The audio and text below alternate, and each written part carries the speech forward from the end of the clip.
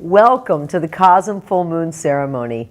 Tonight we celebrate the 227th in a consecutive and unbroken chain of full moon celebrations at Cosm, the second month into our 17th year. Numerologically, 227 adds up to 11, which adds up to the number 2, the number associated with teamwork, relationships, diplomacy, romance, and cooperation. Consider the areas of your life where teamwork and cooperation would be concerned. Where is diplomacy needed? Could romance be enhanced? Now, Alex, tell us why we celebrate on the full moon. The full moon is a perfect circle of soft light against the infinite starry backdrop of the night, and we feel a personal connection with this giant luminous orb. The full moon is the high tide of the spirit. When we gaze at it, we're pulled out of our everyday thoughts and return to wonder. Because of the influence of the lunar cycle on our reproductive systems, the tides, and agricultural seasons, for thousands of years, communities have gathered to honor and celebrate each cycle. Spiritually and symbolically, the circle or sphere is the shape of the soul, the most basic geometry of unity and wholeness, of oneness. The full moon is actually a reflecting surface, mirroring the greater light of the sun, just as each of us is a sacred mirror, reflecting the greater light of God. Religious traditions often align important ceremonies or rituals to the moon's cycles. There's a belief common to many cultures that performing rituals in time with phases of the moon can catalyze physical and psychological transformation. These rituals have historically occurred on or around the full moon. For instance, the optimal casting of the I Ching is done during the full moon. Major events in the life of the Buddha happened on the full moon. And in Christianity, the full moon determines when Easter is celebrated. Moon magic is also common in neo-pagan systems. Witches in ancient Greek and Roman literature were accused of drawing down the moon and extracting its supernatural juices to perform love spells. We've all heard of, or maybe we've even experienced, the influence of the moon on our moods and feelings. The Greek philosopher Aristotle believed that madness and epilepsy were related to the moon. Is lunacy, from the Latin lunaticus, meaning moonstruck, just a fable? Or is there any science to back up the intuition? A recent study of 800 epilepsy patients during a 3-year period found that there was a definite relationship between the moon phases and epileptic seizures, with greatest occurrence during the full moon. In the Journal of Molecular Psychiatry, described 17 subjects who experienced rapid mood switching between depression and mania, corresponding to lunar phases. Moon cycles correlated to changes in the circadian rhythms of all subjects during this mood shift, dramatically impacting the duration of their sleep. How could this be happening? The moon's gravitational pull creates the ocean tides that rise and fall every 12 hours. 2-week-long tidal cycles correlated with the mood shifts of the bipolar patients. Well, our bodies are 60 to 70% water, connecting our brain and all of our organs with the gravitational force of the moon. The movement of water molecules in and out of cell walls depends on gravitational pressures and has an effect on our whole organism. The moon's light cycle is accompanied by changes in the Earth's electromagnetic field. Did you know that tiny magnetic crystals called magnetite are found in the beaks of migrating birds and the noses of fish? It helps them navigate direction using the geomagnetic lines of force. Magnetite also appears in bacteria, allowing them to move through lakes and salt water. The human brain also contains magnetite, the most being found in the brainstem, considered the ancient reptilian brain. Our sense of direction and electromagnetic receptivity to moonlight is probably due to the brain's magnetite. Our brain and minds are part of the world affected by gravitational and electromagnetic influences of the moon. We're deeply woven into the fabric of reality on a microscopic and a cosmic level. The moon controls the tidal forces of the oceans, and in some rare cases, the rivers. Our own nearby Hudson River is a tidal river, a moon river. That means the Hudson reverses direction every 6 hours, all the way from the Atlantic Ocean, 75 miles away, upriver, right past our area to Poughkeepsie. So that means Cosm is located within the Moon River vortex. Symbolically, it feels right because we've always met with community on the full moon. Spiritual liberation is an ocean of love. Each being is a stream that journeys toward the ocean. A powerful river is made by many streams. The community is a river. Join the river, remember the ocean, and joyfully flow toward it. In some great rivers, the ocean flows inward according to the tide. The connection of community is like the tidal forces that draw the ocean of love upstream into the river. A community can unite with the God force for enactment of a divine plan. Building sacred space is the work of a community that shares an understanding of spirit. A common language unites people. Visionary art has been the language of the Spirit uniting our diverse community around the world. Many of us recognize the imagery and ideas in visionary art because of our personal psychedelic or transcendent experiences. This is a new form of sacred art, reflecting personal epiphanies. When you're in visual communion with Spirit, you enter a dialogue, a theologue that dispels feelings of separation from the world and heals deep emotional wounds, liberating creativity and revealing a higher perspective of connectedness. Visionary artists point to the psychic spaces, the luminous beings and thought forms seen in altered states of awareness. Perhaps the oldest subject of art, the spirit worlds, are beheld within the imagination of the seer, sometimes with astonishing clarity. William Blake called this aspect of our mind an eternal realm and declared if the doors of perception were cleansed, everything would appear as it is, infinite. Artworks that transmit mystic visionary reality and affirm transcendental truth are sacred and meant to be shared. Entheon Sanctuary of Visionary Art at Cosm will honor and preserve cultural artifacts pointing to the divine source created by artists from around the world.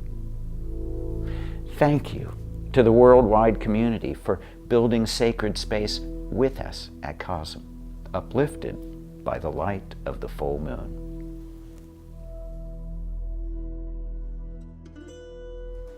What's good, Cosm crew?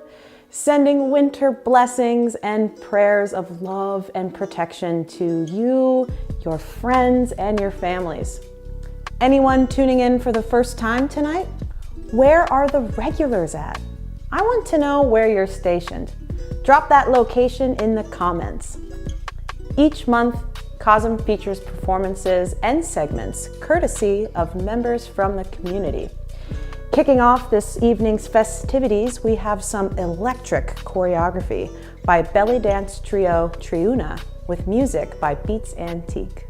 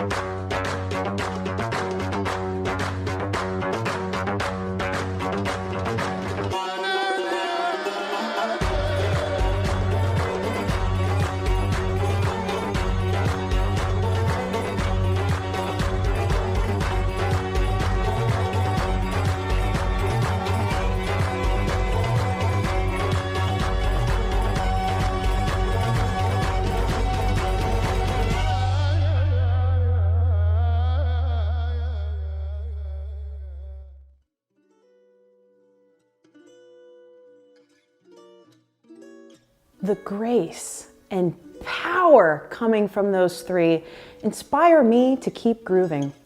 What an awesome combination of dance and sound. Thank you, Triuna and Beats Antique. You can learn more about all of tonight's offerings by visiting the links in the description to this video. Hey, did you know Meow Wolf, an immersive experiences company, just opened their Las Vegas exhibition?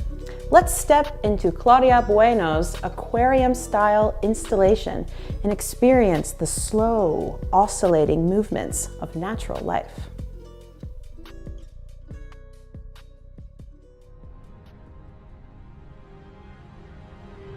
We have to take it step by step and celebrate the little victories that we have every day in the studio.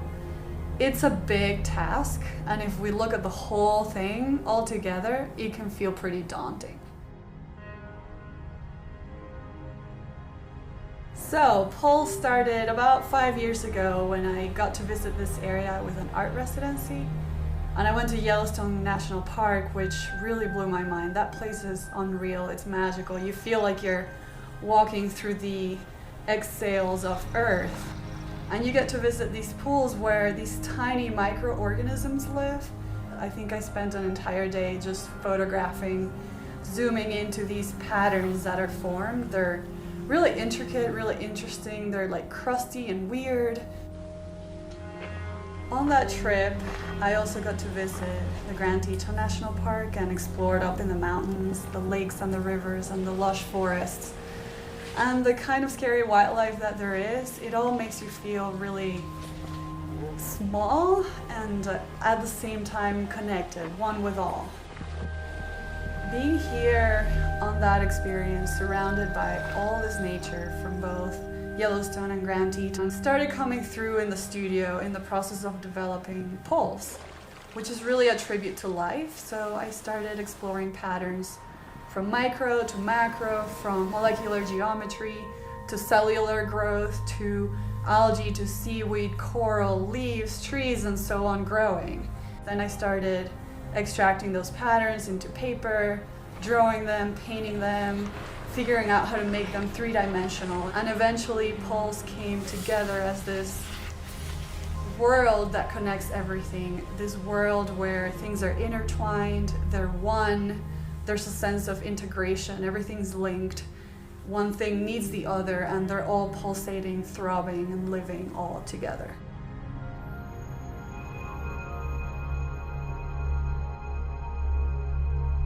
Dot by dot, line by line, one by one, we are hand painting every single intricate little pattern.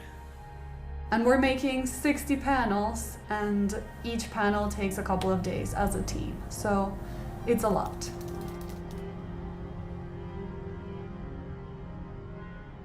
Pulse started as small little experiments, then turned into medium-sized art pieces, and is now becoming an entire room where all the walls, all the surrounding walls are art.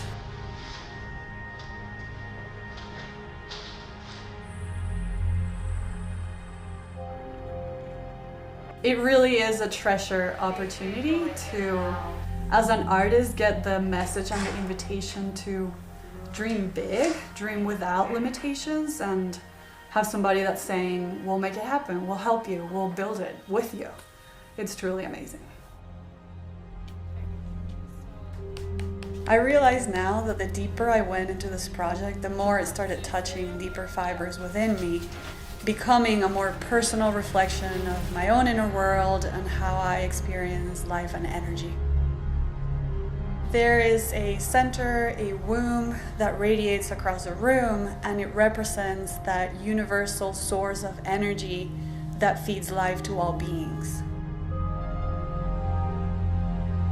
My hope is that Pulse brings visitors back to that feeling of coming home that arises when we're able to go beyond our individual selves and connect to a much bigger expression of life.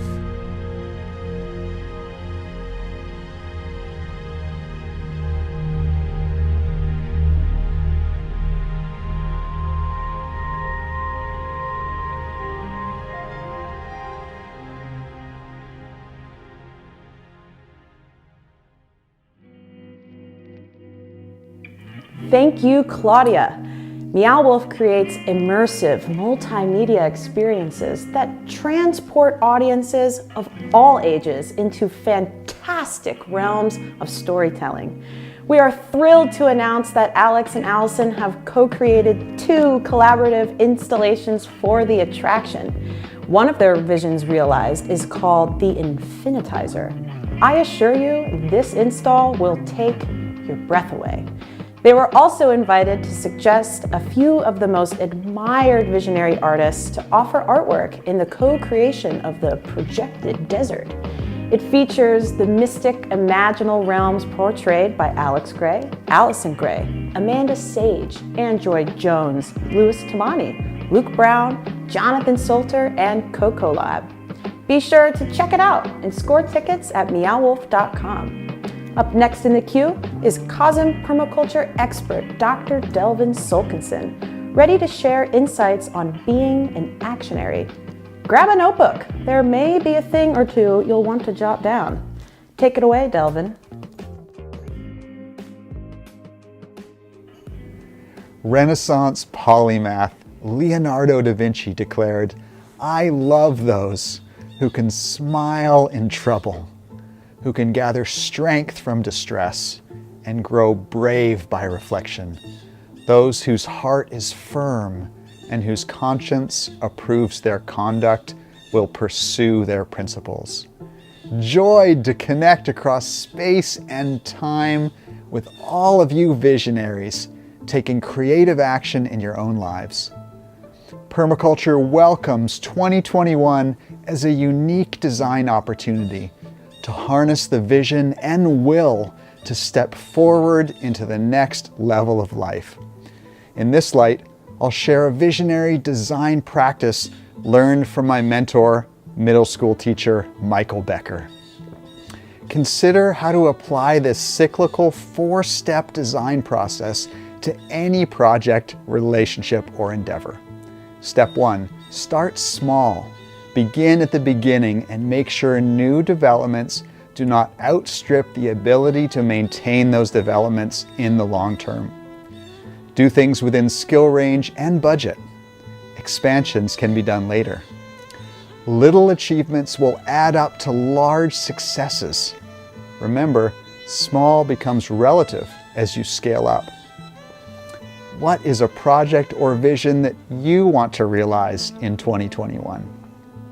Can you break down your design plan into a sequence of small, achievable actions? Step 2, obtain a yield. It helps to feel like work is moving in the right direction. Every step of the way, there is some kind of achievement, yield, or byproduct. Progress towards larger goals can include yields of excitement and motivation. Each new success builds trust in the process and boosts momentum. Designed for short-term yield. COSM community artists may start a new artwork with a study, musicians and writers with a draft. Experiments bring opportunities to refine the vision and pour intention into a creative design process. Recognize each step along the way as a noteworthy achievement. Consider the gift that comes at each stage of your progress towards a larger vision for 2021. How can you harvest more of the yields from your creative journey? Step 3, celebrate. Find your support team and celebrate reaching goals, both small and large. Recognize and acknowledge successes by sharing yields. Let others know your goals and when you reach them. Regular celebrations stir inspiration and passion for the work, building confidence and strengthening the team. At COSM, we synchronize with the new and full moons as ritual times to reflect on the recent past, acknowledging achievements and learning from challenges, as well as setting fresh intentions and goals for the coming month. What new creative ways can you use to mark and celebrate successes for yourself and those you care about?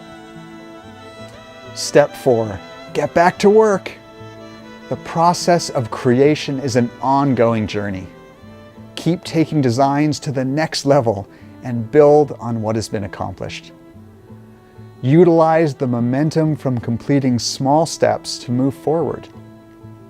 Building Entheon at COSM has been an incredibly dynamic process, including countless small steps, all directed towards the mission of opening to the public. What is your next action step to move forward with a project or vision for 2021? Share it with community in the comments. Show support for those sharing intentions by posting hearts or stars. We can encourage each other to work towards our best life. My teacher, Michael Becker, said, "There is no perfect place or situation to start this work. Permaculture is not what we do once we find optimal conditions. Permaculture is the path to optimal conditions. Act as if this is your one chance. Match what you know to the scale of the project you undertake and dive in. It's through collaboration with a global love community that Entheon is being built brick by brick. As a symbol of this work, we invite visionaries everywhere to sponsor a legacy brick, sharing your name, an uplifting message, or a memorial to a loved one. Friends, family, and future generations can find your brick on the back patio of Entheon. The next level can be unlocked with an adaptable design plan and a dedication to do the work every day towards that goal. Actionaries can be carried forward by the force of their own momentum. Paul Myers wrote in his permaculture book, "The ground of our being. We are learners, apprentices of life and of the land." St. Augustine said, "Solvitur umbellando." It is solved by walking. The questions of how to live by that vision are resolved when we just begin to step forward. In the everyday doing of the work that grows slowly but inexorably, it is there that we learn. Have an awesome full moon, everyone. Thank you, Dr. Dell, for being a stand for planet Earth and empowering us all to creatively map out a future that is regenerative and worth drawing forward. For over a decade, Delvin has facilitated the Visionary Permaculture program at COSM, teaching aspiring students ways to design their lives, landscapes, and livelihoods. The gratitude I feel for this human is limitless. Be sure to check out visionarypermaculture.com for free resources, learning tools, and videos. Moving onward with more visual stimulation, Ben Ridgeway presents a psychedelic animation titled Cosmic Flower Unfolding. Let's check it out.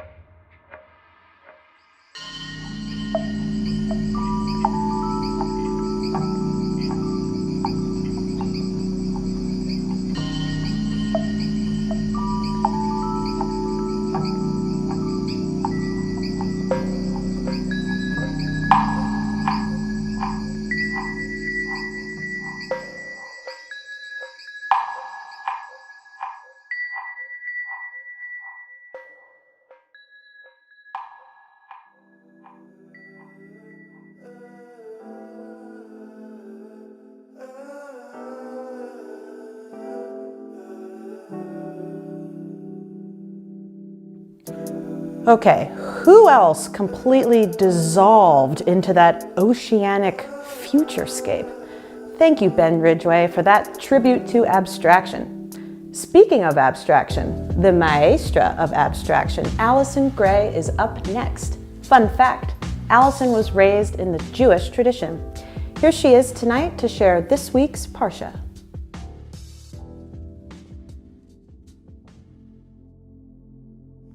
The Torah story continues this month with Moses.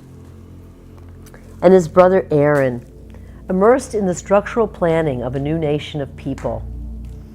After the Almighty miraculously created plague after plague until Pharaoh finally freed the Israelite slaves, after the Almighty parted the Red Sea so Moses and Aaron could lead the Israelites, more than 670,000 men and their families and livestock, across to the other side. Imagine this mighty band of refugees appearing on the shore, where established nomadic tribes and villages had long been grazing their flocks. Now, here comes a formidable force of muscle power with a reputation for miraculous occurrences credited to their one God. As slaves, the 12 tribes of Israel made mud bricks for generations and had no experience living as nomads. The formidable size of this incoming nation of people was an advantage that would aid their survival. To remain a mighty force, the people would have to learn to live together in harmony.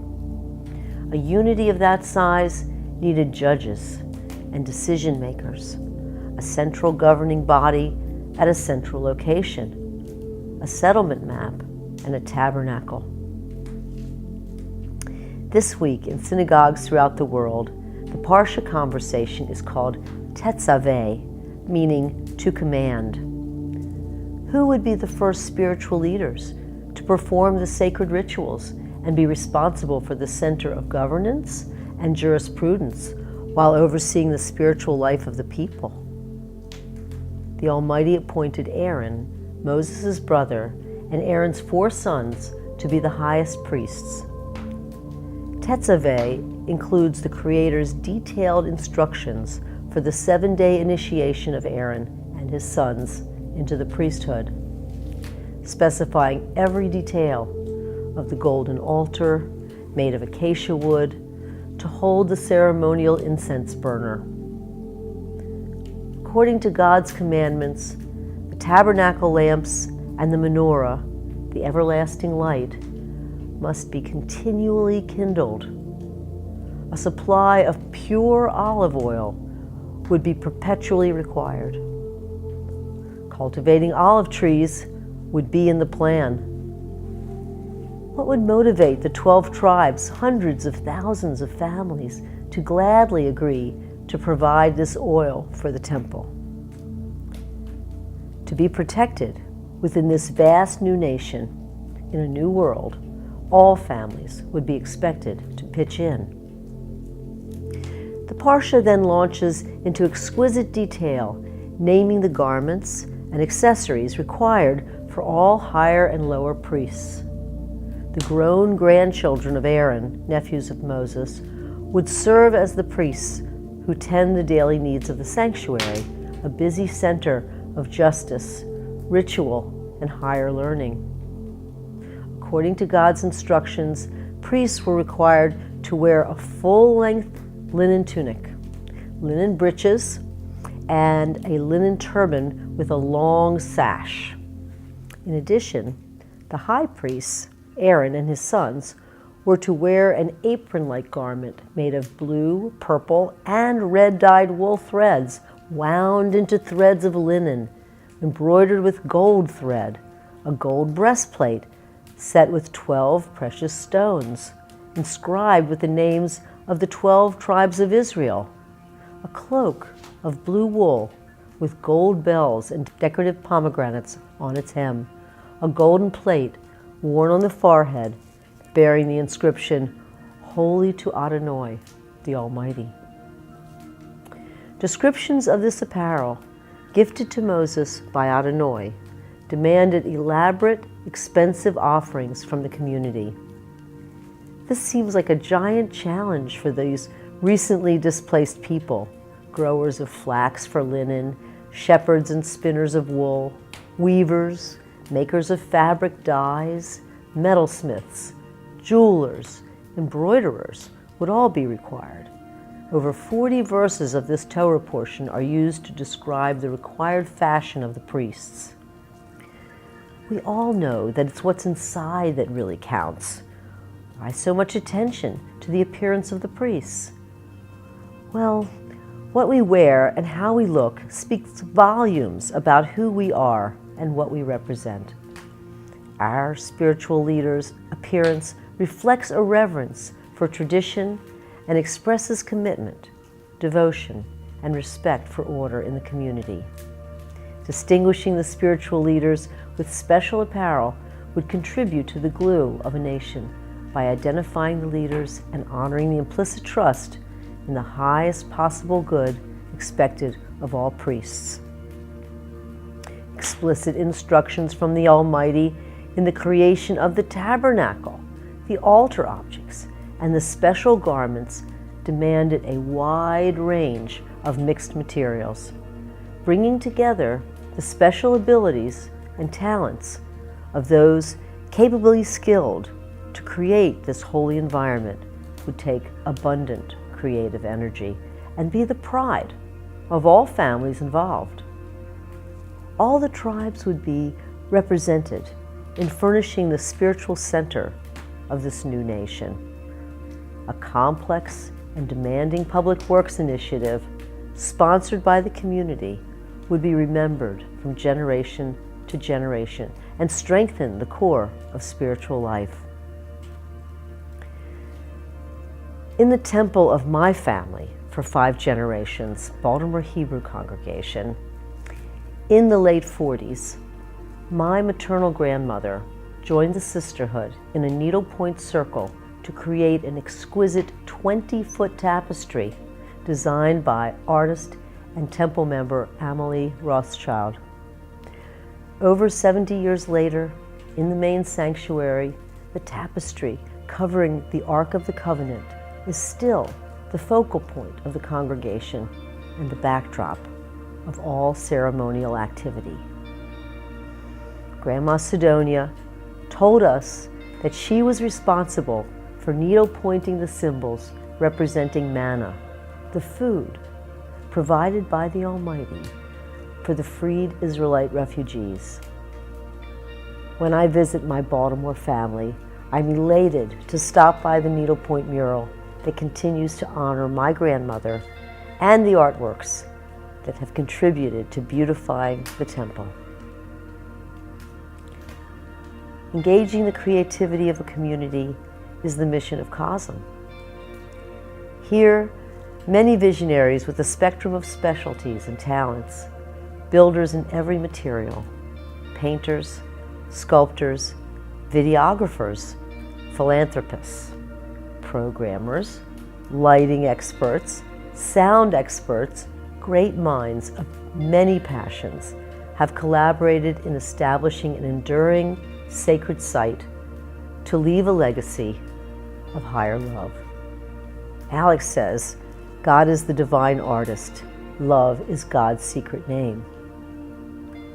Why is it throughout every age of humanity, communities in every corner of the world have come together to build sacred sites? To leave this message to the future, here, for the benefit of all who love, is a beacon of light, a sanctuary dedicated to the goodness, beauty, and truth of the collective spirit. We can get along, and we can make something beautiful together.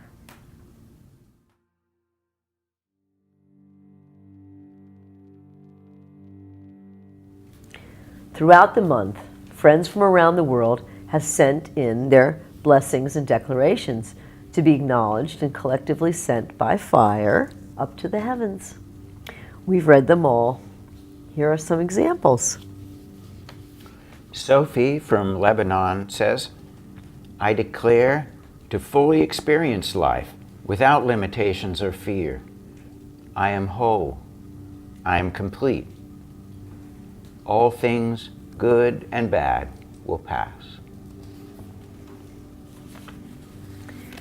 Jade in Florida sends a blessing.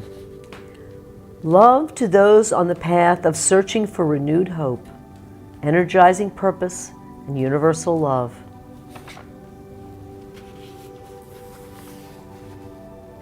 Justin from Ohio declares, to see God not only in the pure and beautiful, but also in pain and sorrow.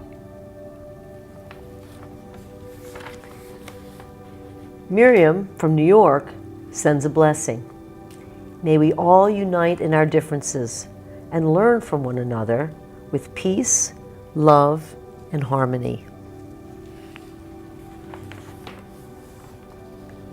Kimberly from Arizona says, I declare that my personal illness will improve, that my family will be better served, and that everyone will have a better year. David from Canada sends a blessing. May all beings be granted freedom from pain. May the healing light of creation touch us all.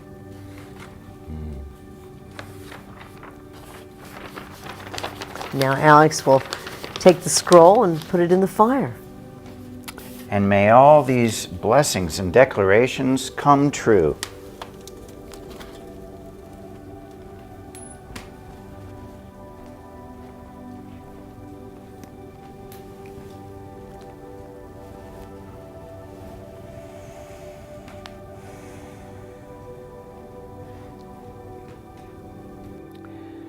Many of us tonight have loved ones, maybe even ourselves, who may be suffering distress in body or mind.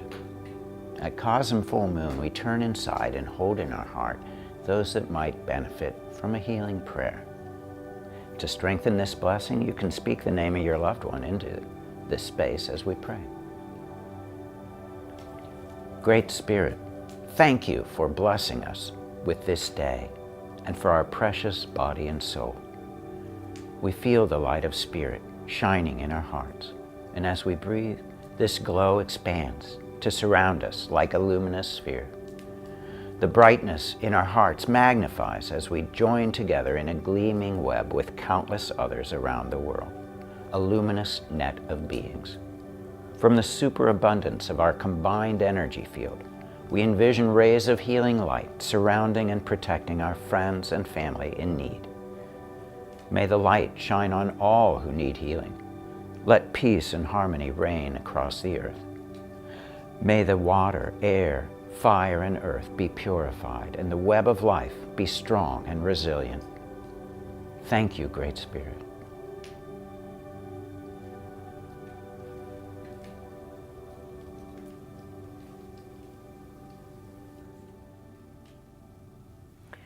On the full moon, we remember our loved ones who have transitioned to the spirit world and invite their memory into the ceremony to honor them.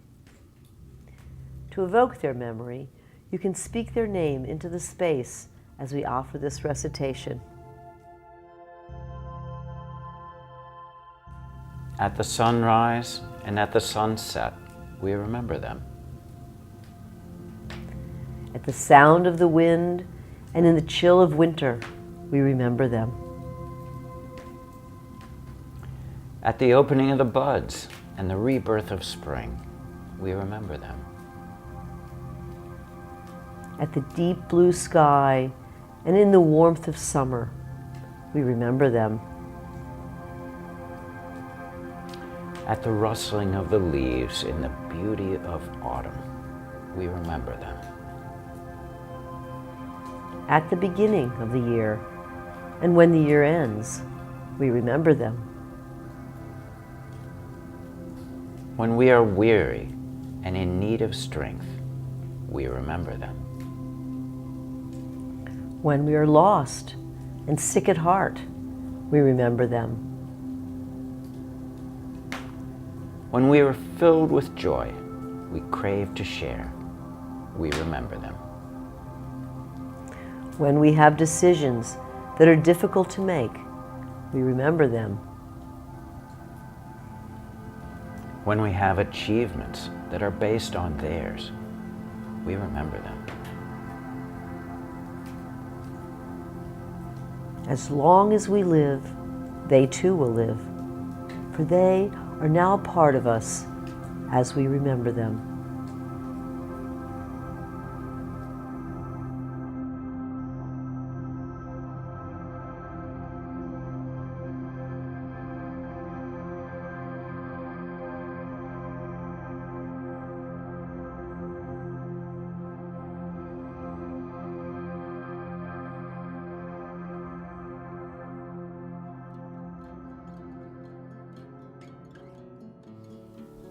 creative blessings, virtual hugs, and many laughs to all. In the words of Crosby, Stills, Nash and Young, rejoice, rejoice. We have no choice but to carry on. The upcoming virtual members circle is tomorrow. Join Alex and Allyson on Zoom for a specially planned members circle art meditation. At Cosm Art Church pre-pandemic, some may recall the group music and art journey that we have personally missed.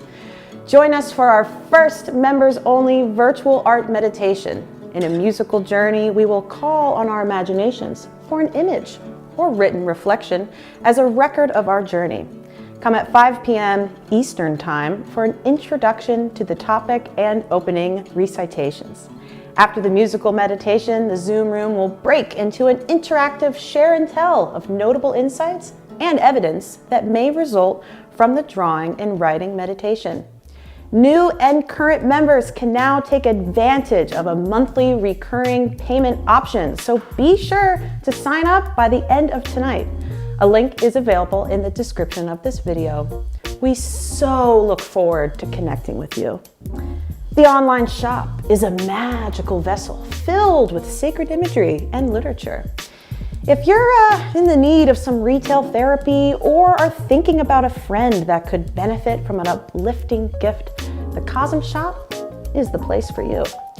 Thanks to all of you who are following Team Cosm's creative progress and crafting uplifting transmissions for the Global Love family. Be sure to subscribe to our YouTube channel, and hey, if you enjoyed tonight's program, do us a solid and hit that like button. It takes a community to build authentic sacred space. May your month be full of magic. I'm rooting for you. This is Alexis Batty, signing off. Back to you, Alex and Allyson. Dedication to love. From the core of our hearts, we dedicate ourselves to the complete and full expression of love in all our activities and in all our relationships. Love is the soul's medicine, a refuge in our hearts, protecting us from utter despair. Finding compassion in the eyes of the beloved and in the stranger gives us the courage to endure.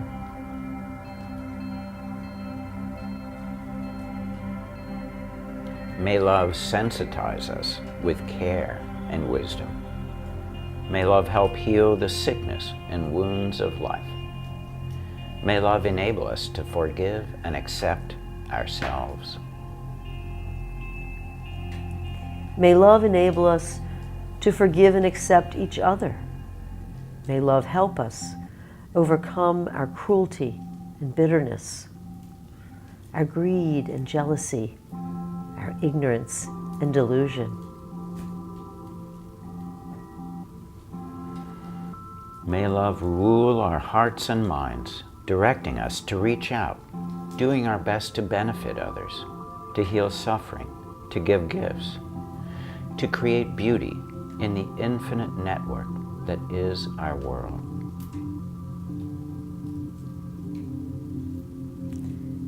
A heart of loving kindness pours creative grace into the world to alleviate pain and mend the heart net. To the healing art of love, we dedicate ourselves. And may any merit generated by this gathering here tonight be offered to the benefit and liberation of all beings.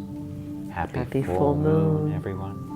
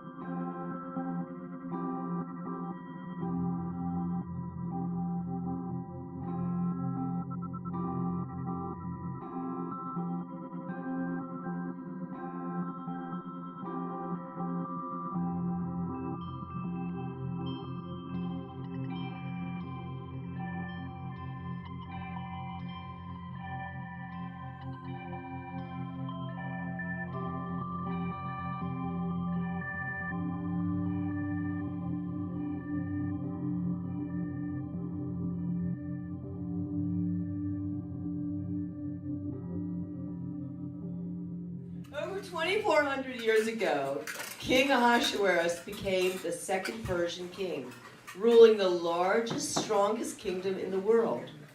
To celebrate becoming the new king, King Ahasuerus gave an impressive 187-day feast in the capital city of Shushan for all the important people in the kingdom. At the celebration, the drunken king began to brag that his queen Vashti was the most beautiful woman in the kingdom. And on the last day of the feast, he commanded her to come and appear before the crowd wearing her crown and nothing else, probably. Seven, the dance of the seven, scarves or something. But Vashti was the proud granddaughter of the cruel Nebuchadnezzar, the first Persian king, and she refused to appear. "I am a servant to the king," she asked. This embarrassed the king in front of all of his subjects, and the king had her beheaded. Off with her head. Well, King Ahasuerus now needed a new queen, and he wanted someone even more beautiful than Vashti. His men went from door to door, house to house, in all of Persia, taking the young girls away to Shushan, where they were brought before the king. Well, in Shushan, Esther, a Jewish orphan, lived with her older cousin Mordecai. And when the king's men came to her house, Mordecai prepared Esther, and he said, "Esther, don't be afraid. Go with them. Do not tell them you are a Jew. God will watch over you." Jews were not very popular. Jews were not very popular in Persia 2,400 years ago. Okay, well, Esther was kind and gentle and very beautiful. They say she had blue eyes. They do. As soon as the king saw her, he chose her as his new queen. Well, Esther kept her secret, and no one knew that she was a Jew. Every day, Esther's cousin Mordecai sat outside the palace gate. Okay, Esther's cousin Mordecai sat outside the palace gate, there you go, waiting to visit with Esther. And one day, outside the palace gate, Mordecai overheard two men plotting to kill the king. He warned Esther, and she told the king.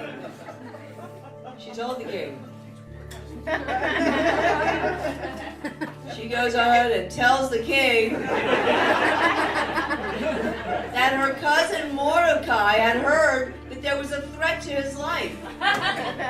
Well, with that, the two assassins were caught, and the king's life was saved. The king had to record this incident in the royal book of remembrances. He wrote down, "Mordecai the Jew saved the life of the king," and the book was set aside, and the matter was soon forgotten. Now, soon after, King Ahasuerus appointed a new prime minister, Haman.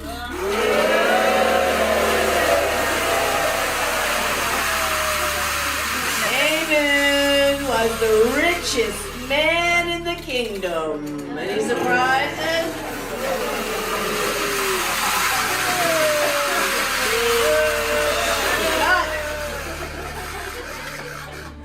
All the king's subjects were ordered to honor Haman.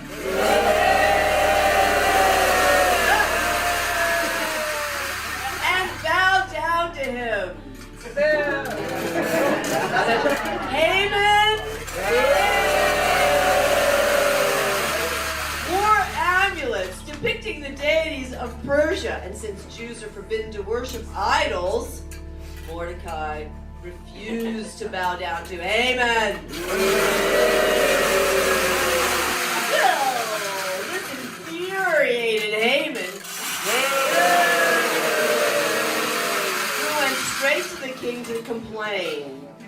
There is one nation scattered throughout your kingdom, said Haman, which is different from all the other nations. They don't eat our food, drink our wine, or marry our daughters. They don't keep the king's laws, and every seventh day they don't work. They are always celebrating their own holidays, and if you give me permission, I will destroy them for you. Well, King Ahasuerus gave Haman permission to do the job. Haman wanted to execute his plan on the right day, a lucky day, blessed by his gods and the stars, and he chose this day by casting lots, which means he made a chance decision, using stones, like we might flip a coin. The Hebrew word Purim means casting lots. Haman made a decree to all the land on the 13th day of the month of Adar.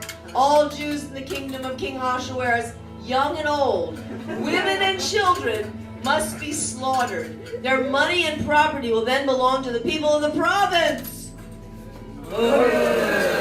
When Mordecai heard of the decree, he ripped his clothing and put ashes on his head as a sign of mourning.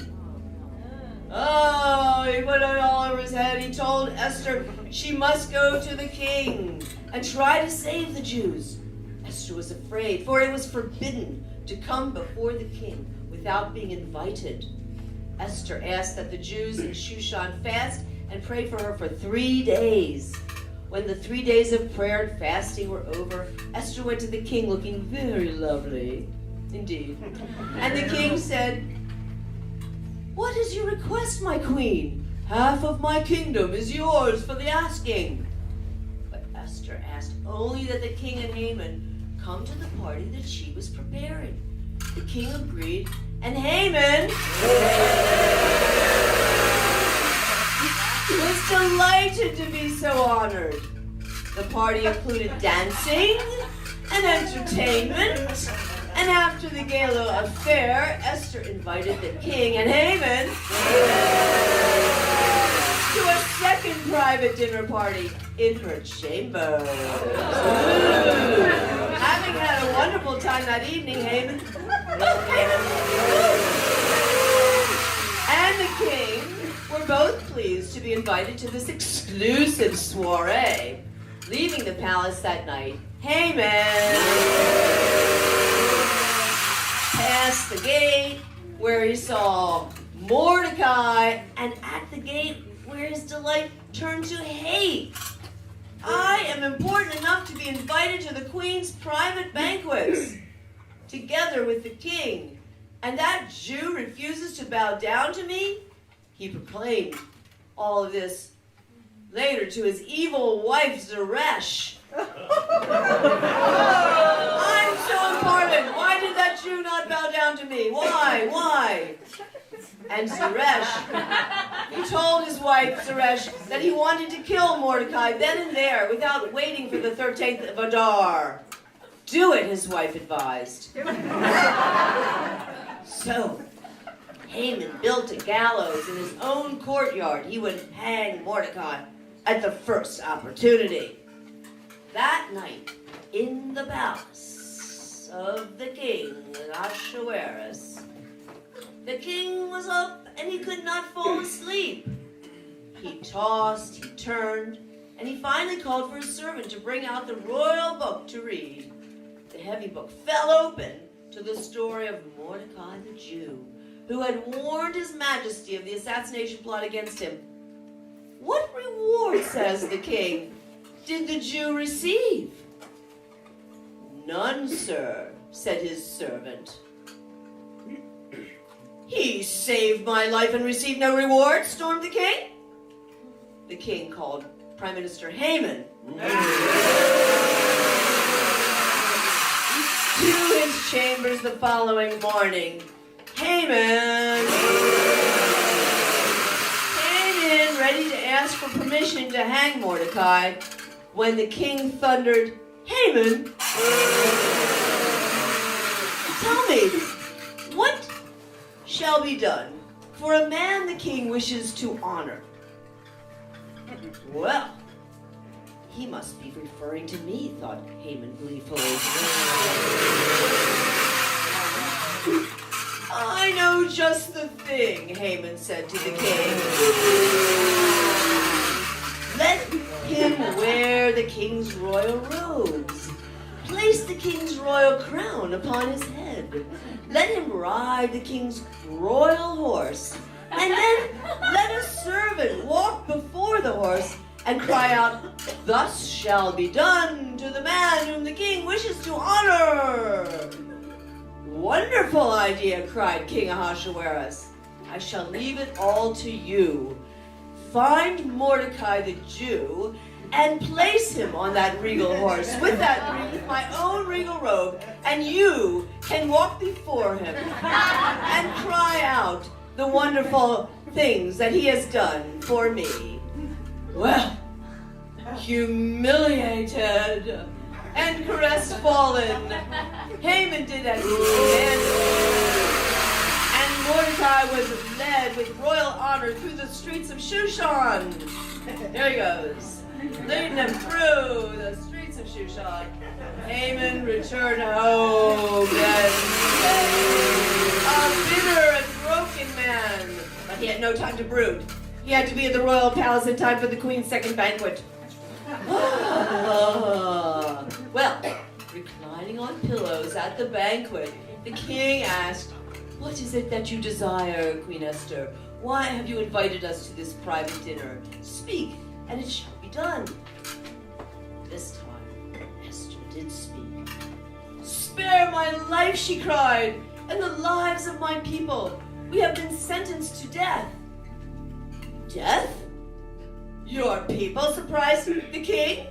"By whom?" "My people are the Jews," Esther proclaimed, "and they have been sentenced to death on the 13th day of Adar by this evil and wicked man, your minister, Haman."